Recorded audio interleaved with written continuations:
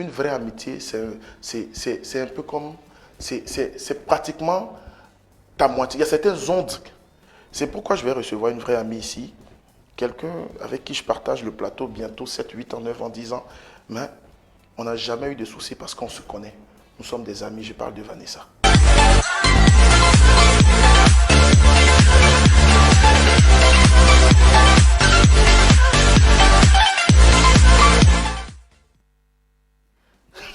Cher Kevin. Comment tu vas? Ça va, et toi, comment tu vas ce matin? Oh, je rends grâce. Malgré les coups de la vie, les petits soucis, les problèmes et tout, on essaie d'avancer. Ça nous ralentit, mais ça ne nous empêche pas d'avancer. Justement, Voilà. tout ça doit être de l'essence en fait. Ça doit être du carburant pour faire avancer la voiture de notre vie. En fait, ce que je ne comprends pas, c'est comment, c'est-à-dire, quelqu'un est en train de préparer poulet à la maison, avec sauce tomate, tout, avec couscous, et ça dérange son voisin. C'est-à-dire, son voisin à côté, et puis il est en train de prier pour que la sauce n'a qu'à se verser, ou bien ce qu'il est en train de faire n'a qu'à se renverser. Un problème. Pourquoi? Mais oui, j'ai envie de dire que c'est la nature humaine, mais en même temps, on n'est pas tous comme ça. Donc, dire que c'est la nature humaine, ce serait un peu abusé. Mais beaucoup de personnes, il y a vraiment beaucoup de personnes qui sont comme ça. On ne saurait l'expliquer. C'est dommage aussi, mais beaucoup de personnes sont comme ça. Est-ce que toi, tu as des amis? J'en ai quelques-uns, oui. Des gens sur qui tu peux compter? Oui. Et généralement, des gens à qui tu te confies souvent? En fait, moi, déjà me confier, c'est quelque chose que j'ai pas l'habitude de faire. Je parle très peu. Oui. Je parle très peu. Donc, du coup, j'ai des amis, oui, on partage beaucoup de choses.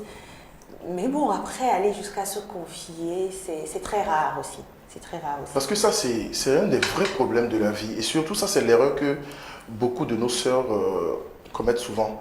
Elles ont un souci à la maison, dans son foyer, avec son mari. Et elle va se confier à une de ses copines qui ne sait pas ce qu'on appelle vie de couple. Non, mais non seulement ça, même si tu veux que quelqu'un qui n'a jamais vécu une vie de couple te conseille dans toi ta vie de couple. Tu sais, même si la personne sait ce que c'est qu'une vie de couple et que tu lui expliques ton problème et tout, parfois c'est cette même amie-là qui veut ta place dans ton couple. Tu vois, tu sais, la vie c'est compliqué.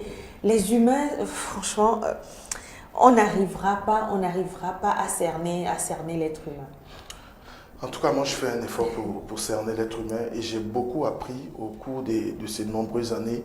Je garde aujourd'hui une certaine attitude parce que la vie m'a beaucoup donné.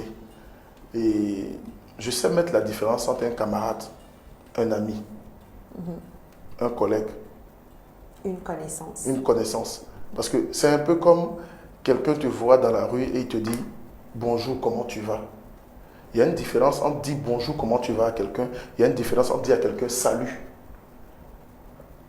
Oui. Il y a des termes qu'on utilise. On ne peut pas dire à tout le monde coucou. On ne peut pas dire à tout le monde hi. Je vais par exemple, j'ai la chance de rencontrer un collègue qui me dit « Ah Kevin, par rapport à ton émission, je vais te mettre en contact avec le directeur du port autonome de Lomé. Écris-le de ma part, dis-lui que c'est de la part de monsieur quoi. » Et il me donne le WhatsApp. Et je prends mon portail et puis j'envoie coucou. Directeur du port autonome parce que c'est moi. Ou encore hello. Il a dit, ou bien je mets hello. Non, vous voyez, ça nous pousse souvent à prendre certaines attitudes et les gens nous jugent. C'est dit, faisons attention à savoir mettre la différence, quoi. Je vais dans une cabine pour faire un petit money et il y a un jeune là-bas qui est vraiment sympathique, sympa, il cause avec moi. Je vais partir, il me dit, grand frère, est-ce que je peux avoir ton numéro WhatsApp? Je dis, il n'y a pas de souci, qu'il aime bien ce que je fais. Je lui donne mon numéro. À peine je rentre, il m'envoie un message. Salut Asia, c'est moi, hein, la personne que tu viens de voir. J'ai dit, ok. 30 minutes après, deuxième message. Tu fais quoi? Je dis, je suis à la maison, je me repose. Quelques minutes après, il me dit, cerveau. Mais cerveau. Je suis là, je ne réponds pas. Il met encore cerveau. Et maintenant, la totale, c'est quoi? Il lance un appel vidéo. Okay. Mais en fait, on est devenus des camarades, quoi. Et il est devenu mon ami. Parce que je lui ai donné mon numéro, c'est ça, quoi. Et maintenant, cette personne, quand tu vas la bloquer... Donc, vous pouvez faire une visioconférence directement. Une personne comme ça, quand je vais bloquer une personne comme ça, ou bien je ne vais pas répondre, demain, on va dire que je me la pète. Oui. Et que Kevin il a la grosse tête. Mais tu n'es pas mon ami. Tu n'es même pas encore devenu mon camarade. Tu sais ce qui me choque souvent? C'est les appels vidéo sur Messenger. Quelqu'un avec qui tu n'as jamais écrit. Quand tu vas dans la conversation, elle est vide, vous ne vous êtes jamais écrit. Et un matin, tu vois ton téléphone qui sonne, c'est un appel vidéo. Mais c'est sérieusement? Sérieusement? En fait, tu es là, tu te poses la question de savoir, mais même un ami, quelqu'un avec qui vous êtes vraiment proche, avant de l'appeler, en fait, moi, je le fais toujours. Je demande, Kevin, si je dois t'appeler en vidéo call, je t'écris d'abord, Kevin, je te demande, est-ce que je peux t'appeler en mode vidéo? Est-ce que tu es disponible? Parce que... Tu peux être peut-être dans un endroit où tu n'as même pas envie de répondre à un appel. Tu n'as pas envie de répondre ou tu n'as pas envie qu'on te voit, en fait. Tu as juste peut-être une sale tête en griffe, tu n'as pas envie qu'on te voit. Et donc, tu diras non ou oui si tu veux que la personne t'appelle. Mais il y a des gens, franchement, c'est compliqué. C'est là où il faut mettre Dieu dans sa vie, parce que c'est Dieu maintenant qui est un peu comme notre lanterne, qui nous éclaire et qui enlève les épines sur notre chemin et qui enlève ces personnes-là de nos vies. C'est pourquoi ce matin, je voudrais te demander de quoi nous allons parler, puisqu'on doit laisser un peu les amis et les faux amis de côté et s'intéresser aux bons amis qui sont connectés et qui nous suivent en ce moment. Bien sûr, aux bons amis qui nous suivent et à qui je dis bonjour. Et je sais que vous n'êtes pas comme ça. Enfin, j'espère que pour la plupart, vous ne lancez pas des vidéocalls sans demander. Non, mais je rigole. J'espère que vous portez bien, que la semaine a bien commencé. Je la souhaite en tout cas très agréable. Et ce matin, je vais vous apprendre à faire un dessert très facile et très moins cher. Je sais parce que tout de suite, quand on dit dessert, les gens se disent mais ça doit être cher, je ne peux pas me permettre ça. Parce que c'est vrai que franchement, nous n'avons pas trop les moyens aussi. Donc, du coup, on se dit on ne peut pas se permettre de manger après de s'offrir un dessert et tout.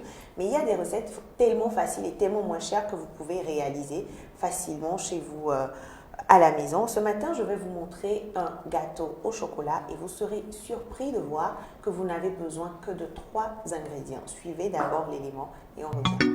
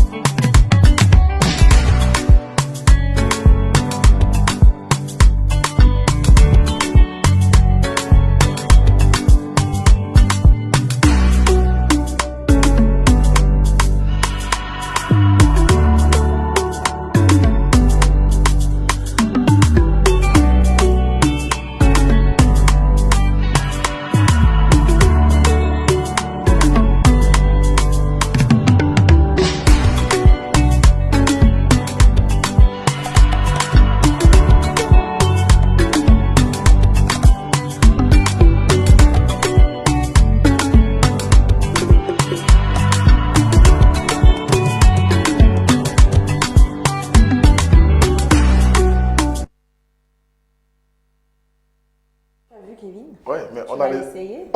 On a les ingrédients, mais si on n'a pas de four, on fait comment? Ah, mais ça c'est un autre problème. Oui, parce que... Non, mais il y aura d'autres recettes, tu sais, qu'on pourra réaliser même quand on n'a pas de four. J'ai pensé à tout ça. Moi, je te fais quand même une confession. Je ne suis pas trop dessert. Oui, Pour moi, je trouve que le dessert, c'est un détail. Parce que généralement, quand tu es rassasié, je ne sais pas pourquoi tu vas encore prendre un dessert. Souvent, quand je vais au restaurant, quand on m'invite, quand on mange et après la personne me dit, mais on prend un dessert, je dis, pour faire quoi? Parce que moi, je suis déjà bourré. Tu as déjà bien mangé. Non, tu sais, ce gâteau, tu n'es pas obligé de le manger directement après le repas. Tu peux en faire un goûter. Ah bon, en tout cas, c'est bien. Ah, goûter, c'est... Généralement à 16h, quand on a un petit creux. Ouais. En tout cas, c'est... On peut en faire un goûter. Je précise, c'est vraiment moins cher parce qu'on a besoin que de 4 œufs, d'une cuillère à soupe de sucre et de 12 carreaux. Moi, j'ai utiliser 12 carreaux de chocolat parce que j'aime quand c'est 12 carreaux, c'est-à-dire quoi? Carreaux? Les petits carreaux de chocolat. Ça se vend au supermarché en carreaux ou bien tu non, payes même pas. Il y a la tablette et puis tu comptes 12 carreaux? Bien sûr. Moi, j'ai pris 12 carreaux juste parce que j'aime le goût amer du chocolat noir. Ah, tu aimes le goût amer? Oui. Okay. Mais non, j'ai rien dit. Vous pouvez utiliser 10 carreaux ou même 8 si vous n'aimez pas que le goût amer soit trop relevé. Vous voyez, en tout cas, merci. C'est très simple. Il y a Marcus Babet qui dit aux filles d'apprendre à faire ça au lieu de passer tout le temps à faire des make-up. Il va me tuer, ce gars. Ok, Vanessa, en tout cas, merci pour cette belle matinée qui a bien démarré avec toi. Un mot à l'endroit de nos chers téléspectateurs avant que je te laisse partir. Je vais leur dire tout simplement bonne journée, bonne semaine et que l'Éternel soit au centre de tout ce que vous faites. Et au passage, tu as une très belle tenue. C'est l'occasion de dire merci à notre nouveau partenaire merci et Gaëtan. À Gaëtan Couture qui t'a habillé, fait de très belles tenues. Voilà. Essayez-le. Je partage souvent sa page, je partage son adresse et tout ça. Faites un tour et vous allez voir, vous serez satisfait. Merci Vanessa, merci à nos chers téléspectateurs. Et puis on va poursuivre en musique. Je vais partir avec un bon souvenir, une chanson qui me ramène et qui réveille certaines choses en moi parce que le sens, c'est profond. Quand tu écoutes les paroles et quand tu fais attention même un peu à la thématique de la chanson, tu te rends compte que c'est Dieu qui a le dernier mot. C'est ma prière.